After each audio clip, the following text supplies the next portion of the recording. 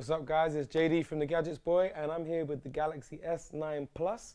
We're going to take a look inside the box. Let's get into it. So here we have the box, full description on the back. You've seen that before. That's neatly packaged. We've got the SIM card tray unlocker, quick start guide. That's the phone itself. Do not accept if seal is broken. Don't know where that's supposed to be. What else is in the box?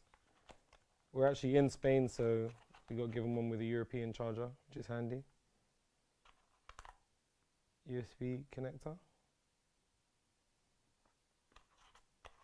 What's in here? USB-C cable.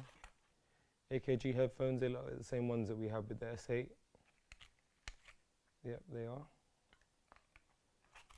And those earbud thingies. Yeah, that's the phone. Tomorrow we're going to take it out, take some pictures. So yeah, that's the Galaxy S9 Plus. If you want to see more about it, we've got a full hands-on first impressions video, so take a look at that in the link below.